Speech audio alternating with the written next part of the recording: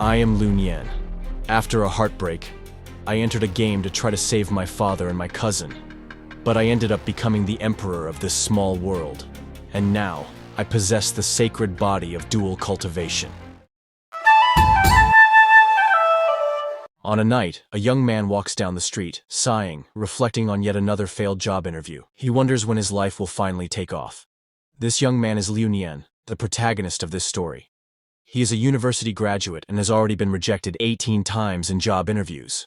Despite this, he has a beautiful, caring, and attentive girlfriend. They met on the university campus, and she is always there to comfort him when he feels exhausted. Liu Nian tries to forget the frustrating interview, because today marks 3 years of their relationship, and he plans to surprise her. As he leaves the house, he spots a parked car rocking back and forth. He hears some voices and feels that one of them is familiar. As he approaches the vehicle, he sees his girlfriend at the window. She turns inside and says that her boyfriend is outside. The man inside the car tells her to keep going, saying that this makes the situation much more exciting. Liu becomes completely furious upon seeing that scene. At that moment, his mother calls him, and he wonders why she would be calling at this hour. When he answers, she informs him that his father and cousin are not doing well and had to undergo emergency surgery. He asks his mother not to panic and says he will get there as soon as possible. Leaving the cake behind, he runs off to meet his family. Meanwhile, at the hospital, the doctor tells Liu's mother that for now, they are stable but have fallen into a deep coma and may not survive for much longer. He adds that, recently, the hospital has been receiving several patients with the same symptoms, and specialists have been unable to determine the true cause of the problem. Finally, he warns her to be prepared for the worst. A few minutes later, Liu arrives at the hospital looking for his father. His mother informs him that his father suddenly fell into a coma and, desperate, asks what they will do now. She says she had warned him not to play for too long and questions the consequences of what happened. The woman sitting beside her comments that she also tried to warn her son, but he disappeared. Even after filing a complaint about the game with the police, it was in vain, as they were told the server was foreign. Moreover, even if they destroyed the VR glasses, new ones would appear at their doorstep the next day. Liu wonders what kind of game this could be. Then, he remembers that his father had mentioned a game in which he invited his cousin to play and mine money for the family. On his way home, Liu is holding the game's VR headset and remembers that it is an online game, recently released, that became very popular for being extremely realistic. Due to this immersion, the game caused a huge stir in the gaming community. However, his father and cousin fell into a coma after playing it. Because of this, he decides to solve this mystery on his own. When he puts on the headset and enters the game, a welcome message from the system appears. 5 hours later, on Iron Mountain in the wilderness region, a ghost appears searching for a man. It asks for the weapon he received in the beginner's package, and no monster would be able to survive an attack from it. After defeating the ghost, Liu gains some XP, a few coins, and a cultivation stone. He comments that the coins were few, but the stone grants 300 cultivation points, which makes him very happy with his achievement. While collecting his reward, he thinks that, although he hasn't fully understood the game's mechanics yet, so far, it seems that all he has to do is hunt rare monsters outside the city. However, suddenly, he is struck by a purple lightning bolt. He wonders which cursed mage dared to ambush him right after he left the novice city. The people approaching him comment that a level 10 beginner hunting monsters outside the city must be a complete idiot. Another suggests killing him right away to take the rare cultivation stone. They surround Liu, and one of them asks if he is enjoying his time outside. A girl begins to mock his equipment, while another player claims he will show the power of a superior player. Liu steps forward, declaring that it won't be so easy to intimidate him. Then, he uses a stink bomb he got in the beginner's village and takes the opportunity to run while his opponent is trapped in the stench curtain. He feels relieved for having bought all the items from the beginner's village, as they helped him survive. However, before he can fully escape, he is struck by a precise blow to the back. His HP bar is nearly depleted. The attacker is the girl, who thanks the man named Chao for buying that weapon for her. Liu falls to the ground as Chao approaches and declares that this time, he won't let him escape. Besides stealing his woman, he will take all his equipment. Then, he launches another attack and says he will take all his coins and stones. Lying on the ground, Liu wonders why it hurts so much. After all, since it's just a game, it shouldn't feel this real. He feels his heart ache, and his vision begins to blur. He wonders if he is truly about to lose his life. At that moment, a voice emerges, calling Liu king and welcoming him back. Another voice follows, delighted at the return of his majesty. Liu begins to open his eyes and sees two girls in front of him. One of them says she missed him. Seeing this, the protagonist realizes that he has not returned to the novice village, and has no idea where he has ended up. He wonders who these two beautiful girls are, as they do not seem to be players. Then, suddenly, another girl appears, pushes the other two aside, and asks if he remembers her. She approaches and introduces herself as Su Daji, saying that she will finally be able to bathe with him again. The purple-haired girl complains, saying that in her master's past life, he always favored Daji, and she asks that this time, he allow her to serve him. The green-haired girl picks up a mirror and expresses her joy at her master's rebirth. Showing him the mirror, she states that she will help him remember. Looking at his reflection, Liu is shocked. He strikes the mirror and asks what the hell this place is, who the three girls are, and why he has appeared there. The three girls bow to Liu and explain that this place is the tomb of Zhuanyuan. They reveal that they are three demons who guard the tomb. One of them adds that, before His Majesty's death, he foretold that he would be reborn 1,000 years later, and they had been waiting for him in the tomb. The protagonist thinks that, due to a game bug, he accidentally reincarnated as King Zhou, which means he might have a harem of beautiful women. The green-haired girl apologizes for her poor service and asks him to punish her. Liu then replies that she can help him with a little something. Internally, he reasons that these girls are probably NPCs, and as King Zhou, it would not be wrong to ask them to do something for him. Daji says that he may be tired from reincarnating and asks if he would like to take a bath with her. The protagonist, excited, declares that he is so happy there that he never wants to leave. Arriving at another place, he says he didn't expect there to be a hot spring with peach blossom flowers inside. Daji then comments that they had been waiting for him. Looking ahead, he sees the two girls welcoming him. Daji is happy that he has finally arrived, and lets the towel fall into the water. Liu notices a faint aroma of wine in the hot springs, and thinks that this game not only looks real, but even the scents are incredibly realistic. Daji explains that in his past life, he loved bathing in wine because it helped replenish his energy and improve his cultivation. She urges him to hurry, as the girls are waiting. Excited, Liu mentions that the wine cellar and meat garden can enhance cultivation and asks for them to start right away. Daji responds that it will be an honor to join him. The purple-haired girl, Shi Mei, says that she also wants to cultivate with him, while the green-haired one states that since he is a good ruler, he will have to share everything equally. He then says that, in that case, all of them should join in the cultivation practice. Liu thinks that this trio is amazing and that each of them moves him. Then, he asks the universe to let him stay there a little longer. And so, they begin the internal cultivation practice. Sometime later, a system message appears, congratulating him for unlocking a new class, the Human Emperor. Liu realizes that an entire night of cultivation allowed him to unlock a hidden class and learn new abilities. Everything felt so real that he now feels exhausted. Sometime later, the green-haired girl appears and says that something bad has happened. Shen Gongbao brought people to Xuanyuan's tomb, saying that he wants to settle matters with her sister at the Xuanxi Palace. Mei explains that Gongbao is not good at all, as he betrayed the Celestial Kingdom and is complicit with demonic sects. She warns that if he discovers the Lord is there, no one knows what he might do.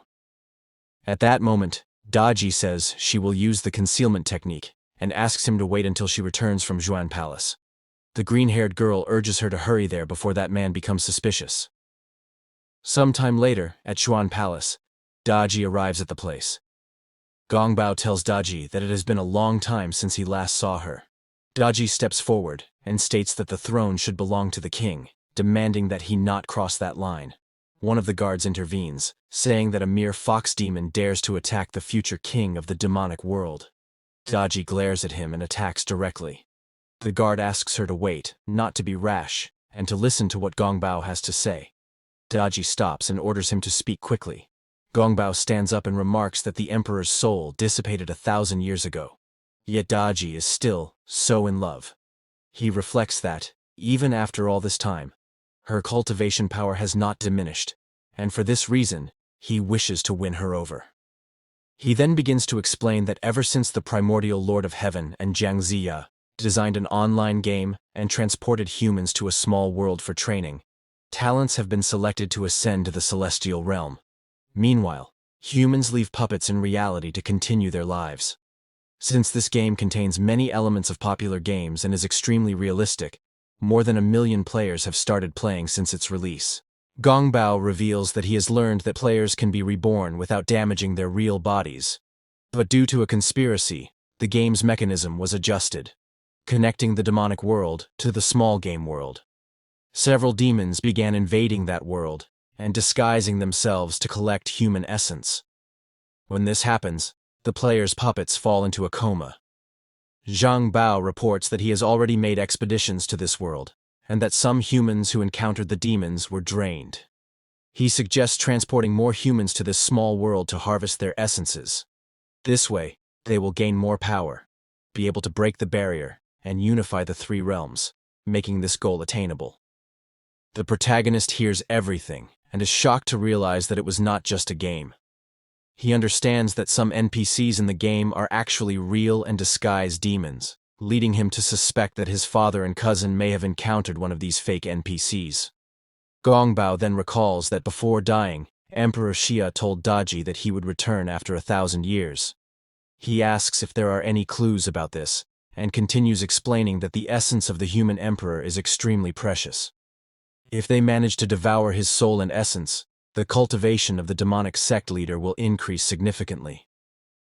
Even knowing that Daji is in love, Gongbao urges her to understand the gravity of the situation. Daji states that there have been no abnormalities recently, and that even if the emperor were to reincarnate, he would not remember anything and would not return there.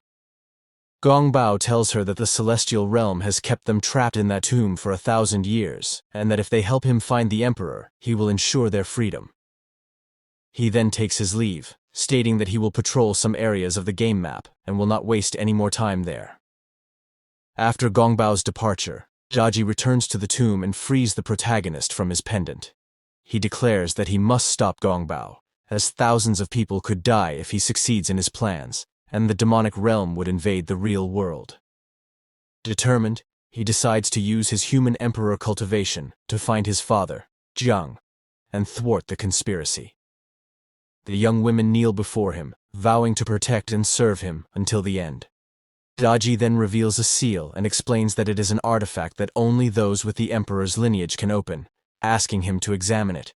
Liu takes the object, wondering what might be inside. Daji instructs him to say the words, "I am the human emperor. Open the jade seal." As soon as he does, a yellow light begins to emanate from the seal, which floats in the air before finally opening before him. A sword appears. Upon seeing it, the protagonist becomes furious, as that damned sword is rusted.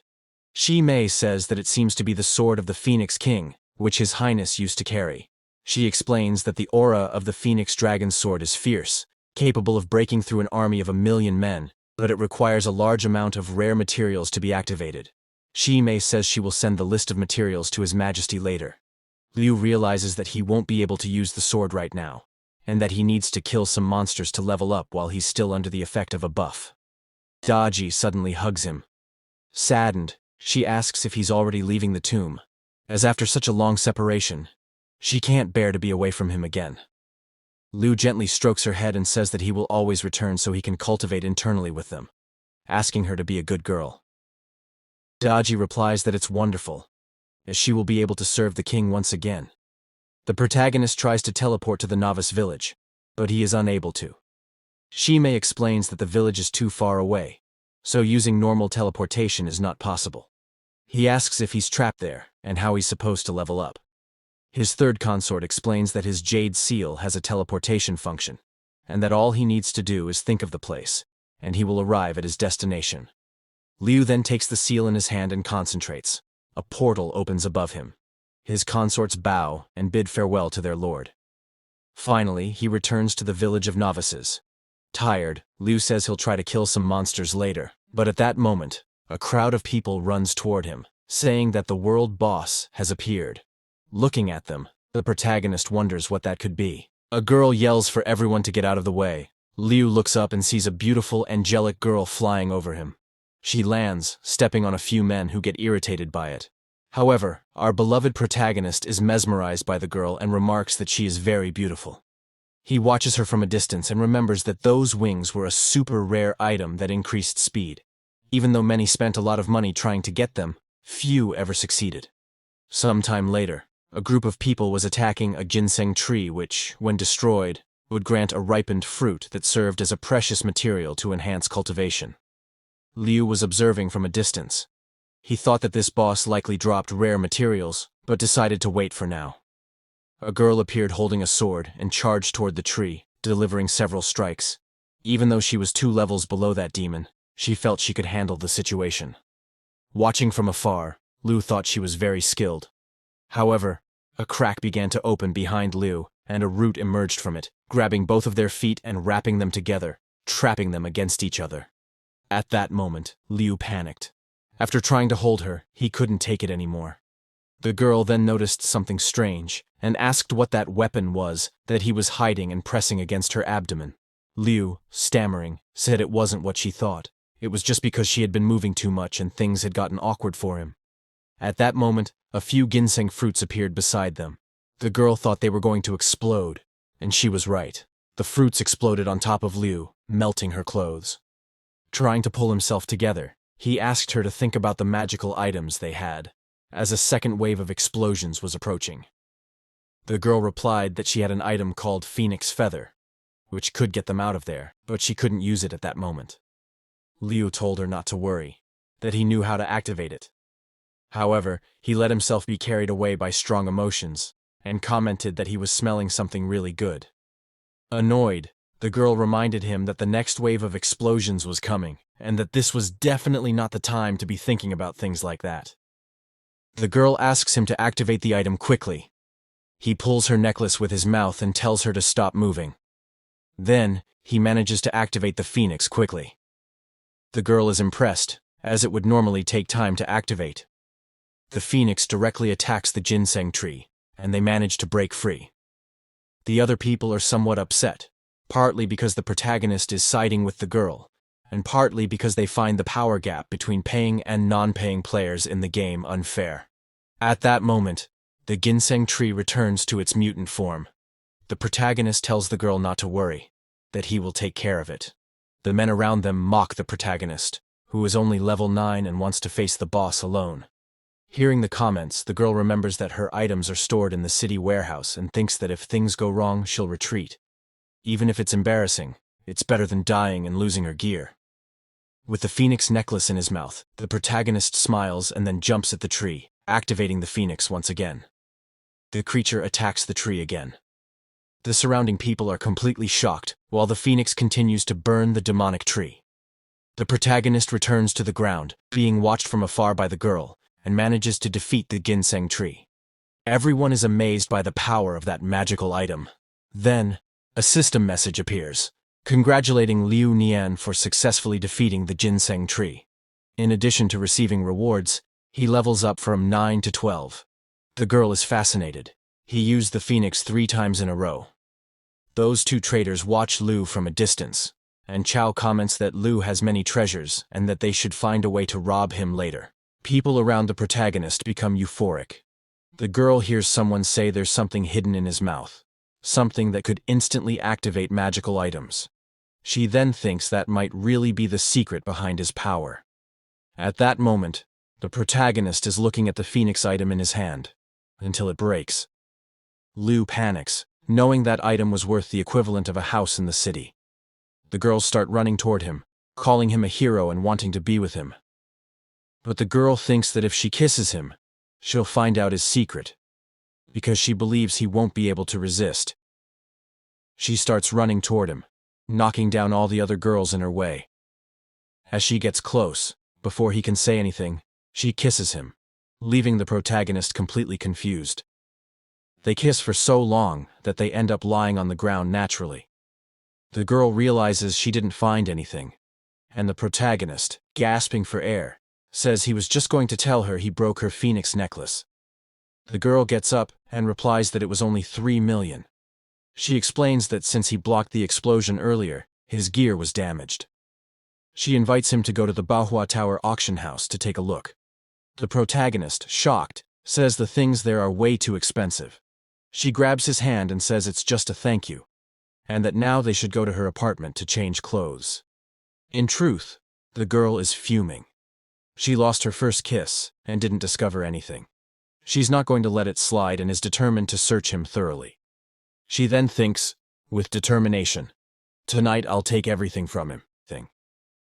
Arriving at her house, the protagonist is startled by the size of the mansion located in the VIP area. Looking inside, he starts doing the math. The in-game currency is 1-to-1, so that residence is worth millions. He enters her room and is enchanted by everything, even throwing himself onto the bed. The girl comments that the last battle left her feeling very dirty, so she's going to take a shower. And so she does. At that moment, the protagonist wonders how he ended up at that level, and whether she might somehow be offering herself to him. While showering, the girl says she's glad she bought a box of charming incense earlier. She applies the product to her body and states that as soon as he faints, she'll look for whatever he's hiding. Sometime later, she returns to the room. Since there was still some time before the Manhwa Tower auction, they could rest for a while. The protagonist and his friend, seeing the situation, get excited. She asks how his legs are doing, and he replies that they're feeling great. Then she asks if he wants to try a little. Smelling the incense, he leans in to sniff her and, unable to hold back, jumps on top of her, saying he can't take it anymore. Confused, the girl wonders why he didn't pass out from the smell. At that moment, she remembers what happened earlier. She had gone to a merchant to ask if he had something that could knock anyone out. The merchant offered her a box and explained that simply knocking someone out might not be effective, but the vial inside contained something much stronger. She decided to buy it. Back in the present, she realizes the merchant had actually sold her an aphrodisiac instead of a knockout elixir. The protagonist kisses her, and she ends up giving in to the moment and the situation. The next day, she's wrapped in the sheets, thinking that she didn't manage to uncover anything. And on top of that, got too involved in something that lasted more than 6 hours. Liu apologizes for that. She gets up in a panic and says that apologizing won't help. Now he's the son-in-law of the Fang family. She grabs a virtue manual and tells him that regardless, he's her partner now. If she finds out that he's not walking the straight path, she threatens to cut off his little buddy. She walks away and says it's getting late and they need to go to the Manhwa Tower auction. At that moment, she collapses to the floor, and he, worried, asks what happened and if she's okay. She turns to him and says, "It's all his fault." Liu apologizes again. She throws a card at him and says it has a 1 billion limit, asking him to leave. The protagonist accepts immediately, but later goes into shock when he realizes the card's limit. Miss Fang returns to bed and tells him he can buy whatever he wants, as she's going to rest for a while.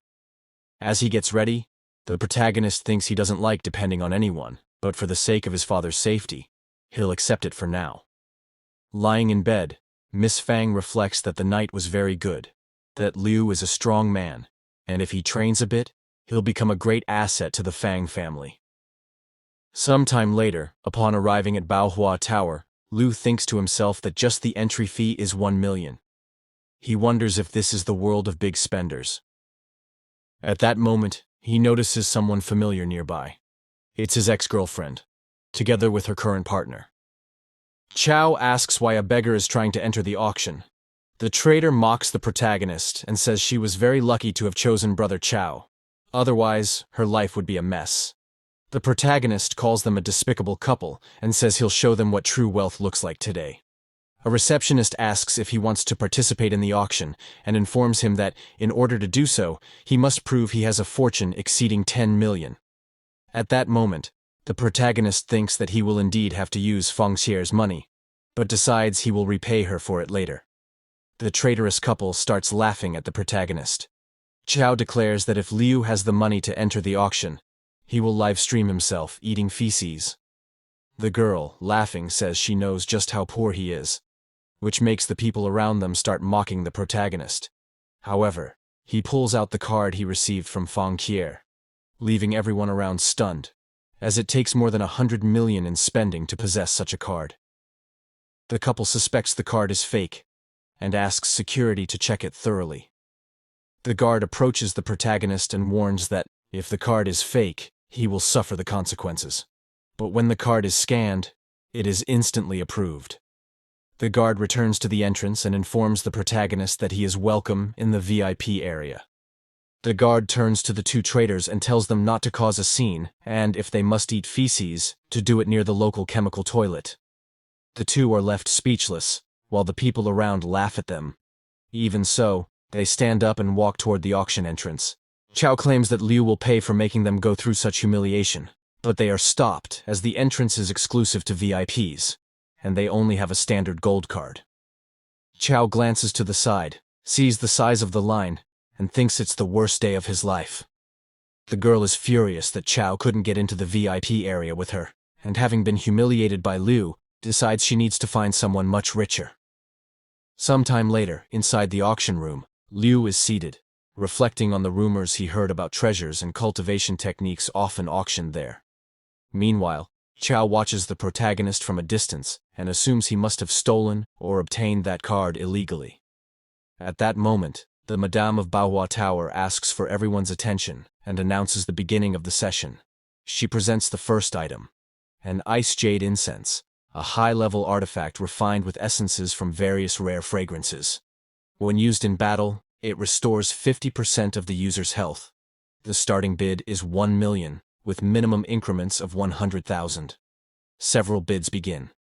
Chao stands up, offers 2 million, and says he'll give it as a gift to his girlfriend, because, unlike a certain someone, he knows how to choose presents, even after 3 years of dating.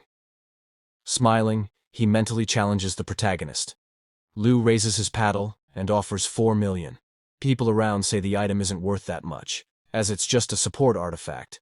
Chao, at that moment, realizes he can't compete with someone who holds a gold black card. The hostess strikes the gavel and closes the deal at 4 million. She congratulates the winner and announces the next item.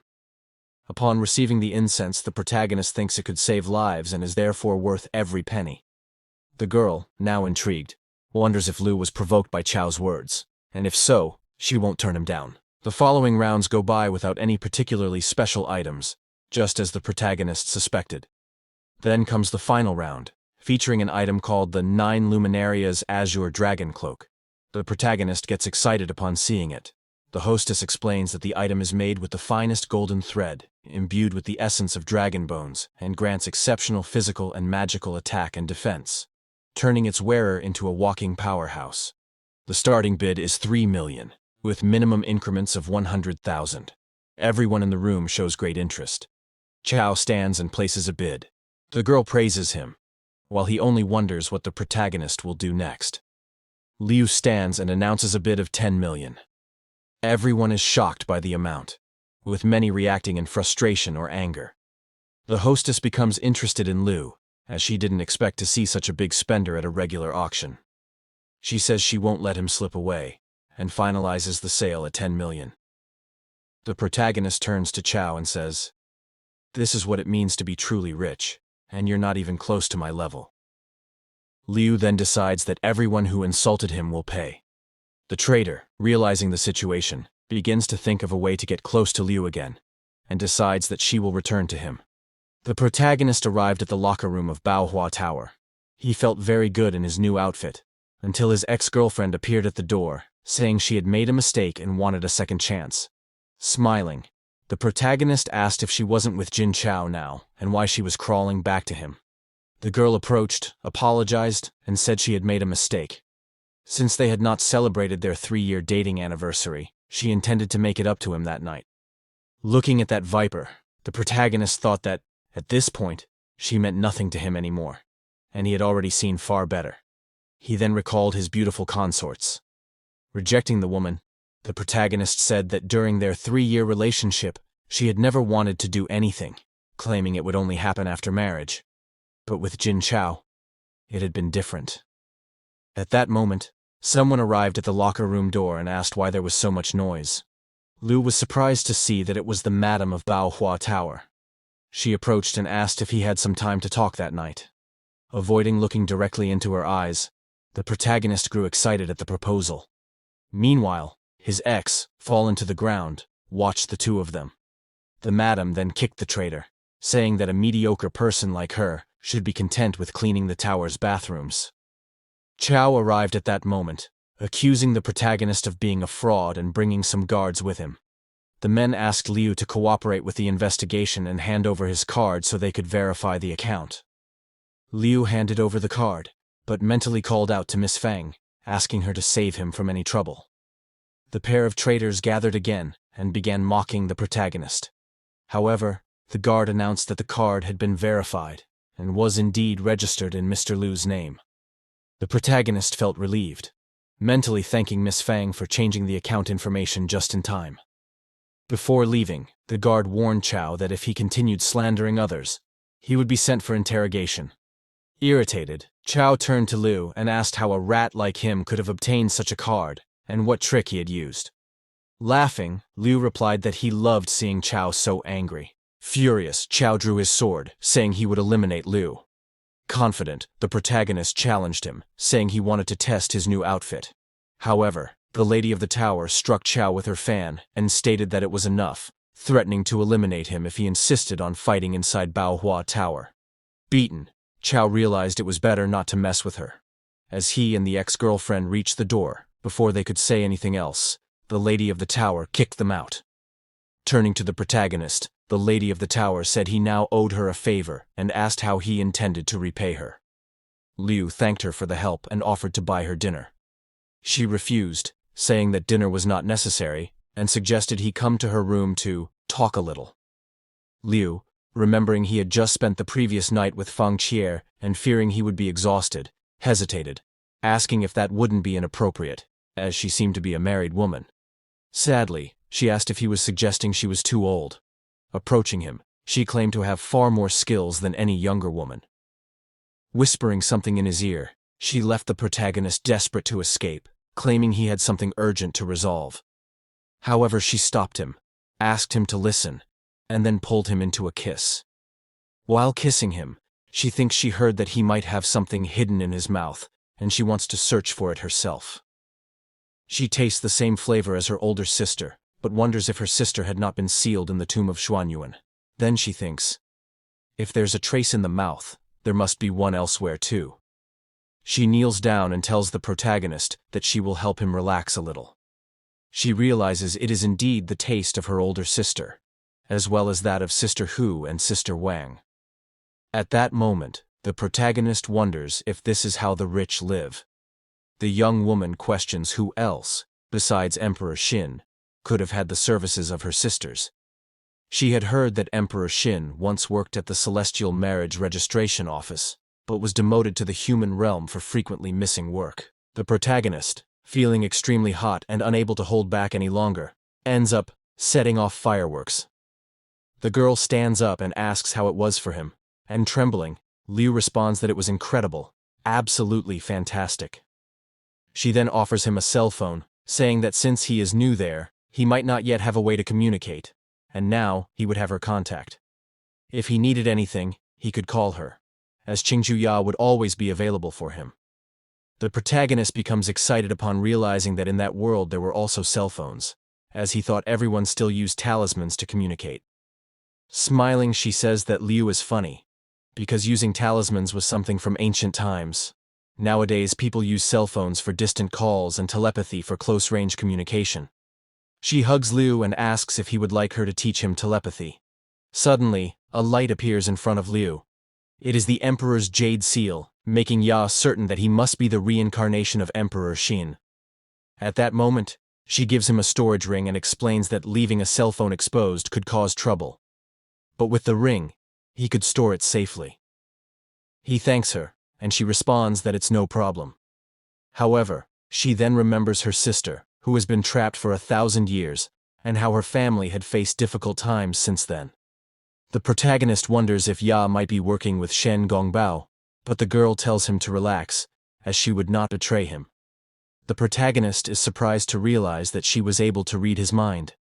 She warns him to be more careful with his thoughts around powerful people, as they can see what is on someone's mind. The protagonist then starts praising her in every possible way. Embarrassed, the Lady of the Tower replies that he does not seem like Emperor Xin, and asks if all the time away had softened him. But she quickly asks him to stop joking, reminding him that the place was dangerous. She picks up a book of teachings about the mortal journey, and tells him to try to learn something from it. The protagonist thanks her for her kindness, and asks if the tower sells information, as he wanted to know something about his father and cousin. She confirms and says she will make the request, and they will probably get a reply in a few days. The protagonist thanks her and says he will return to cultivating, so as not to take more of her time. She answers that she would have stayed longer with him, as she thought they would spend most of the night together. At that moment, a short man appears and asks if he can talk to her late into the night, since he has a lot of free time. Annoyed, she asks if he ever gets tired.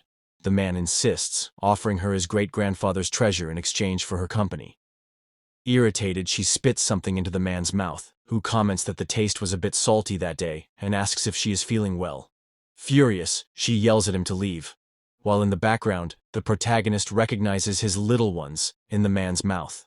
Sometime later, the protagonist is leaving the tower when the short man calls out to him, asking Liu to wait. Looking back, the protagonist wonders if the man realized what he had just eaten. The protagonist turned around and asked what the man wanted. The short, irate man said that even though Liu was just a mortal, Sister Qingqiu served him willingly. The protagonist wondered if that man was about to try and hit him, but suddenly the man grabbed Liu's hand and, crying, asked how he had managed to win over Sister Qingqiu or if he had some trick up his sleeve. Seeing the situation, the protagonist questioned whether that man was an idiot. Liu then turned and said he didn't have time, as he was going to hunt some monsters to level up. The man clung to Liu's legs, saying that killing monsters was nothing compared to this issue, and begged the protagonist to teach him some trick. The man revealed he was from the Tiangang sect and claimed they offered a wide range of cultivation resources. At that moment, the protagonist remembered that this guild was known as a black market, and that having this man as an ally would be a great boost in the business world. So, the protagonist told the man that if he really wanted to know the secret, he would have to prove he was willing to pay for it. The man showed several items and explained that the prices of those rare items were much lower than at the tower auction, offering them as a gift to the protagonist. Confident, Liu thought he had already expected that from this guy, and that surely those were valuable items. The man began explaining the full uses of the items and asked if Liu could now reveal his trick. Liu then offered a book, saying it detailed the art of intimacy between a man and a woman, including various techniques. The book also helped nurture one's essence, benefiting both body and mind. Happy, the man thanked the protagonist, and after reading a little of the book, he commented that it was indeed a definitive guide. Sneaking away, the protagonist thought that he had written down everything Sudaji had taught him in that book, and now he could level up a bit more. Elsewhere, in a local forest, the protagonist was surrounded by forest wolves, probably over 100 in that place. Prepared with his new items, Liu said he was ready to crush them. He charged at several wolves and eliminated them all with a single blow. A system message appeared, congratulating him for reaching level 20. Sitting on the ground, the protagonist analyzed that the potions and talismans from the little man had been excellent, greatly accelerating his growth. However, he remembered that he still didn't have a class, and said he would head to the main hall to take a look. Arriving at the main hall, the attendant asked how she could help him.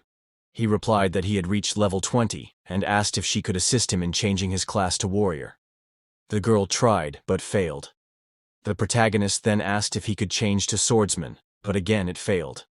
The attendant apologized and said that the system indicated he did not meet the requirements for a class change.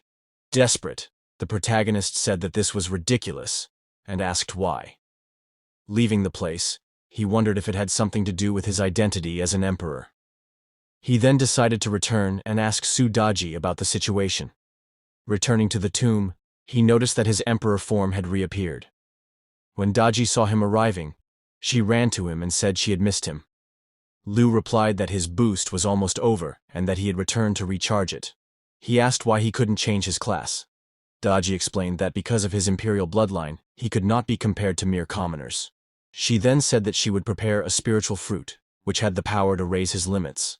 But he would need to be conservative with special techniques for 3 days. Liu thanked her for this. His second consort appeared, saying that she too had missed him and was very happy to be able to serve him. Consort Mei commented that from now on, he shouldn't have a favorite anymore, but rather share his love among all of them. Daji explained that while he was away, they had channeled their cultivation to create a unique artifact for him.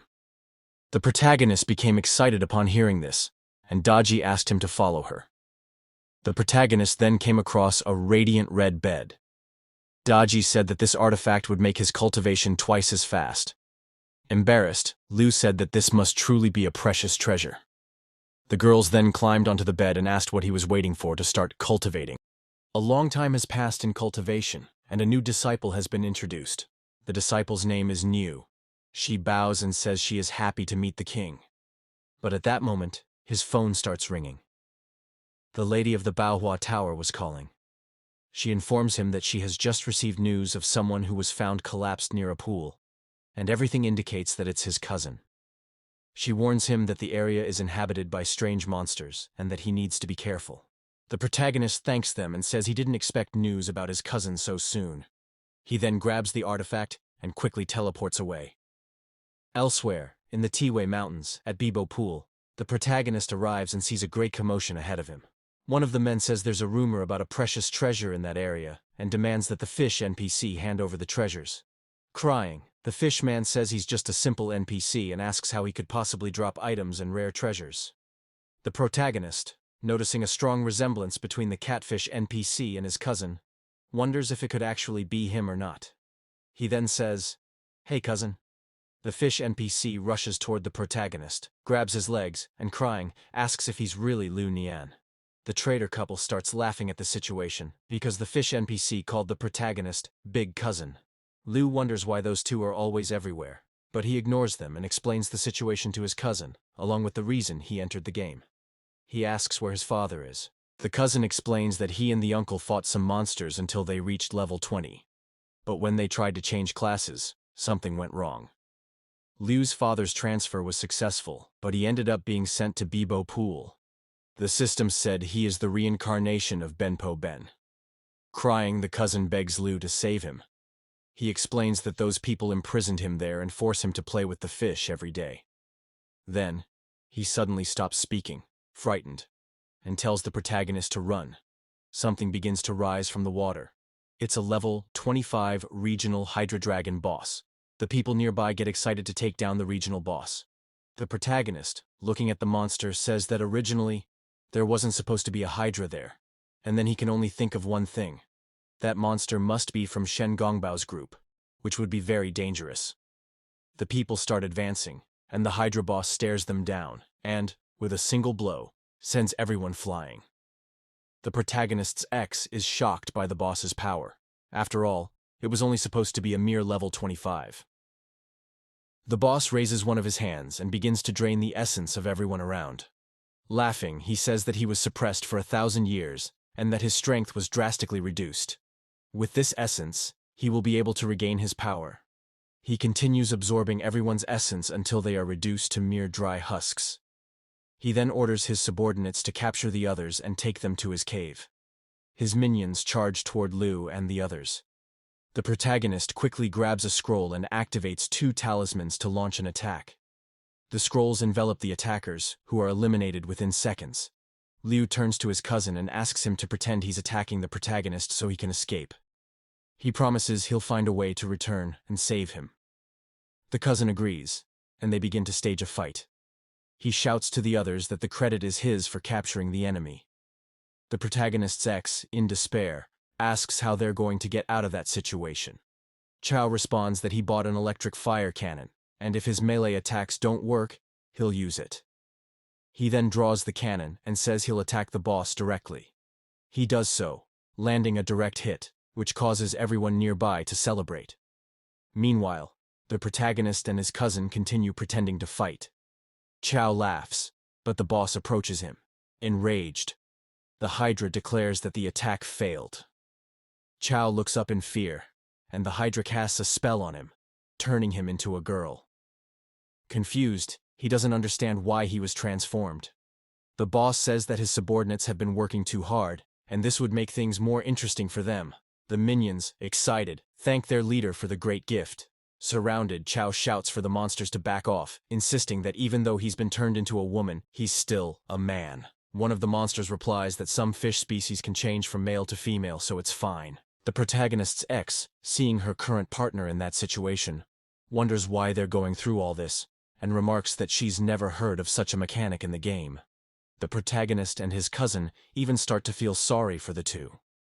The boss then looks back and thinks that Bembol should have finished the fight by now. Chow asks if the two are working together. The protagonist's ex responds that they're cousins and are acting in coordination.